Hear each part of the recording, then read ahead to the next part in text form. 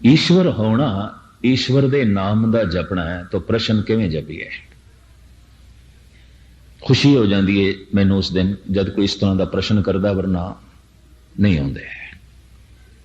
अज तक जिन्ने प्रश्न दुनिया कर दी है थां थां ते, मैं तो हैरान हो जाना। सब उपर ही उपर तैरते पे ने। कौन दसे मोती सागर दे विच पे ने, गहरे च पे ने। जरा गहरे च भी जाओ। ये ठीक है, गहराई च मोती लभण लई पहले सागर के तट ते भी आना पेगा, किनारे ते भी आना पेगा, पानी दे च भी वड़ना पेगा, कुछ भिजना भी पेगा, लेकिन मोती ते गहरे तल दे च मिलणगे। वो ते अगां पे, अगे जाने का कोई नाम नहीं लेंदा। जप किस तरह करिए जप? बस वो मैं गुरु ग्रंथ साहब जी महाराज की बाणी अनुसार, ये नहीं कि सिर्फ अपनी ममता नाल जोड़ दे, इंज जप करो, इंज जप करो, इंज जप करो। सियाणा सत्संगी वो है जिस गल की तस्दीक गुरु ग्रंथ साहब जी महाराज नहीं करते, वो नहीं मनता। गल इन्नी है, जिसकी तस्दीक नहीं करते तो फिर भी कोई मनी जा रहा है, तो उसका फिर मत्था टेकना भी पखंड हो जाएगा, और कुछ नहीं है। जिन्हों मत्था पे टेकना उसकी गल ही नहीं मनता, उसका बचन ही नहीं मनता। जप किस तरह करिए? रसना नाम जपो तब मथिए, इन विद अमृत पाओ। इस विधि नाल अमृत की प्राप्ति होगी। तो बस जबान नाल वाहिगुरु वाहिगुरु इन्ना कहिए नहीं, सिर्फ इतना नहीं है। गाविए, सुनिए, मन रखिए भाव। जबान नाल गा, कन नाल सुन, मन दे च भरोसा रख, धीरज भी रख। रोटी तू खा लईए, ये कदों खून बनेगी इसकी चिंता ना कर, परमात्मा दे सुट। तेरा इन्ना काम है, जप करना है। कदों समाधि लगेगी, कदों परम रस बनेगा, ये ईश्वर दे छोड़, यदि चिंता ना कर, यदि मंग भी ना कर। खादा होया भोजन लाजमी कुछ दिन बाद खून बन जाता है, मांस बन जाता है, मिंज बन जाता है, शरीर की शक्ति बन जाता है, तवानाई बन जाता है। जपिया होया नाम कुछ दिन बाद या कुछ महीने बाद अपनी अपनी गल है। किसी की पाचन शक्ति कमजोर होती है, छकिया होया भोजन उसमें छेती हजम भी नहीं होता। रस बने, खून बने, शरीर की शक्ति बने, उहदे च भी वक्त लगता है बहुत। जठर अग्नि कमजोर है। तो कईयां दा ये मैदा इतना कमजोर होता है, उल्टियां भी हो जांदियां, नहीं हजम होता, भोजन हजम ही नहीं होता, नहीं खा सकते। तो कईयां दी मन स्थिति ऐसी होती है, वो जबान नाल ते जप रहे ने, सुनते नहीं पे तो खून नहीं बनता, समाधि नहीं बनती।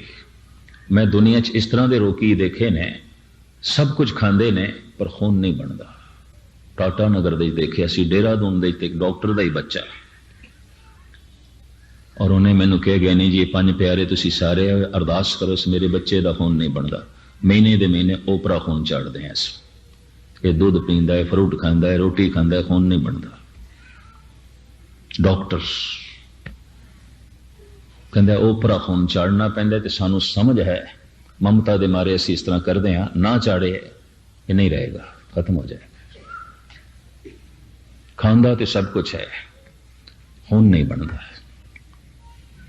इस तरह के रोगी भी हैं, इस तरह के भी बहुते रोगी ने। वाहिगुरु वाहिगुरु ते करी जाते ने, न समाधि, न रस, न दया, न समदृष्टि, न निर्वैरता, न निर्भयता, कोई रब्बी गुण नहीं। जप है, कारण की है, सिर्फ जबान नाल है। तो भोजन की बुरकी मेरे मुंह चोबे मैं थले ना करा, क्या भुख मिटेगी? कुछ नहीं होना, थोड़ा जिहा स्वाद आएगा, उन्होंने थले करना पड़ेगा। हो सकता है भोजन नू थले करिए तां भी खून ना बने, कोई मैदे च नुक्स होवे, पर भजन गुरु का शब्द अगर थले कीता है, सुनिया सुनो, लाजमी क्रांति होगी। एक तिल नहीं पन्ने घाले, एक तिल जिन्नी घालना भी व्यर्थ नहीं जाएगी, वो भी अपना रंग ले आवेगी। अगर 1 सेकंड भी किसी ने कीता है, वो भी व्यर्थ नहीं जाएगा। रसना नाल जपना, कन नाल सुनना। हुण दूसरा, जो सतगुरुदेव जी महाराज की बाणी का फरमान, जद भी मनुख के अंदर बोलण का फुरना पैदा होता है तो पवन नाभि नाल टकरांदी है। पवन बोलना पवन करके आंदा है। देही माटी बोले पवन। सानू एक साज दिता है परमात्मा ने कि नाभि। तुसी आखोगे जबान साज है कि नाभि? नाभि साज है। नाभि नूं की आखदे ने भारत विच? धुनी। पंजाबी भी धुनी कहंदे ने, राजस्थानी भी धुनी कहंदे ने, सारा महाराष्ट्र बंगाल भी इसनूं धुनी कहंदा है। धुनी ते धुनी दा अर्थ की जिथों आवाज उठे, धुन उठे। धुनी जिथों धुन उत्पन्न होंदी है। नाभि नूं हिंदुस्तान विच धुनी कहंदे ने। क्यों? जद बोलण दा अंदर फुरना पैदा होंदा है तो पवन नाभि नाल टकरांदी है। नाभ थोड़ी जिहां खुलदी है, इथों धुन उठदी है। इस तरह जिवें फूकण नाल शंख वजदा है, मुरली वजदी है, शहनाई वजदी है, हारमोनीयम वजदा है, फनेरियां वजदियां, नरसिंगा वजदा है। कुछ साज तंती ने, कुछ साज चमड़े दे ने, कुछ साज धातुआं दे ने, कुछ साज ऐसे ने जो पवन दे फूकण नाल वजदे ने। घुंघरू ने, खड़ताला ने, ये धातुआं नाल धातुआं टकरांदियां, आवाज पैदा होंदा है। रबाब है, सितार है, दिलरुबा है, बीणा है, ये तंती साज है। तारां दे चों आवाज निकलती है। पर मुरली है, शहनाई है, ये हारमोनियम है, नरसिंगा है, शंख है, फनेरियां ने, ये फूकण नाल वजदियां, पवन नाल वजदियां ने। और कुछ मरदंग, ढोल, ये चमड़े दे मड़े हुए साज ने, उत्थों आवाज निकलती है। ये जो जिंदगी दा साज है, ये फूकण नाल वजदा है, पवन नाल वजदा है। देही माटी बोले पवन। पवन करके असी बोलते हैं। एक मुर्दा है, मिट्टी भी पई है, उस शरीर विच पानी भी पिया, पवन नहीं रही, हुण नहीं बोलदा। बोलना ते पवन ने सी। देही माटी बोले पवन। इस वास्ते पवन नूं गुरु नानक देव जी महाराज ने गुरु कहा। पवन गुरु, पानी पिता, बोलना ते पवन करके ते बोलन करके संसार नाल संबंध जुड़ते ने, बोल के जप के निरंकार नाल संबंध जुड़ते ने। ये बोलना गुरु, बोलन हार परम गुर एही। पवन जद नाभ नाल टकरांदी है, नाभि थोड़ी जिहां खुलदी है, धुन उठदी है, उन्होंने कहते हैं परा। वो उठ के हिरदे तक पहुंचती है।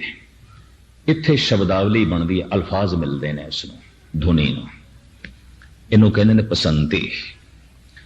कंठ तक पहुंचदियां पूरी तरतीब बन जाती है, की कहना है। इनू कहते हैं मधमा, जबान बयान कर देंदी है, इनू कहते हैं बैखरी। परा, पसंती, मधमा, बैखरी। धुन, धुनी तो उठी, या धुनी इस वास्ते धुनी है कि धुनी उठों उठती है। वो हृदय तक पहुंची, वो कंठ तक पहुंची, जबान ने बयान कर दी। जबान सिर्फ प्रगट करने का वसीला है, बस इस माइक्रोफोन की तरह, और कुछ नहीं है। आवाज उठती है नाभि तो, धुन उठती है नाभि तो। माता दे उदर विच प्राण ते खुराक नाभि दे जरिए इस मनुख नूं प्राप्त होंदे ने। संबंध मां नाल नाभ करके जुड़िया है। ते जद नाभि कट दी जाती है तो आप सुन के हैरान होवोगे, भारत दे दार्शनिक, धार्मिक, अध्यात्मक पुरुष कहते ने ब्रह्मंड नाल भी मनुख नाभ करके जुड़िया है। यदि नाभि खुलेगी पूर्ण तौर पर परमात्मा नाल जुड़ जाएगा, नहीं तो संसार नाल ते जुड़िया है। इस दे सूक्ष्म पहलुआं दी विचार ते फिर कदी सही। इस वक्त जप वाहिगुरु वाहिगुरु दी जैसे असी ध्वनि अलापदे हां, कि पहले पवन नाभि नाल टकरांदी है, उत्थों धुन जो उठदी है उन्होंने कहते हैं परा। हिरदे तक पहुंचती है, इन्हों कहते हैं पसंती। इत्थे पूरी शब्दावली बन जाती है, वाहिगुरु अल्फाज बन जाता है। नाभि तो सिर्फ धुन नहीं उठ रही है। इत्थे तक पहुंचते हैं, अल्फाज बन जाते हैं। की देने ने अल्फाज, मन सोचता फिर, और कंठ तक पहुंचदे पूरी तरतीब बन जाती है, जबान बयान कर देती है। परा पसंती मधमा बैखरी, नाभि तो धुनी उठी, जबान दे राही ये धुनी बाहर प्रगट हुई। हुण मैं अर्ज करा इसे धुनी नो धुनी तक ले जाना है, बस इन्नी गल है। उल्टी गंगा जमन मिलाओ, किधरे बच्चियां दी खेड ना समझ लेना धर्म। इंज कह लो लखां मनुख रोज गुरुद्वारियां च जानते होंगे, सारी दुनिया च गुरुद्वारे ने, लेकिन बाबा अतर सिंह जैसा वाहिगुरु आखण वाला, अकाली कोर सिंह जैसा वाहिगुरु दी धुन अलापण वाला आखदे जुड़ जाए, रस नाल भर जाए, उमंग ते तरंग पैदा हो जाए। बाबा ज्वाला सिंह जैसा आखण वाला या संत सुंदर सिंह अली बेग मुसलमान दर्शनां जाते सन, पठान दर्शनां जाते सन। बाबा सुंदर सिंह दे कहते सन उस वली अल्लाह के दर्शन करने ने। बड़ी सादी उसकी जिंदगी, पर जब वाहिगुरु निकलता सी तो रोंगटे खड़े हो जाते सन उसके। कुछ अगम्य ढंग नाल वो वाहिगुरु आखदा सी। खैर मुख्तसर मैं अर्ज करा, एक लंबी चौड़ी तरतीब थोड़े सामने ना रखा मैं।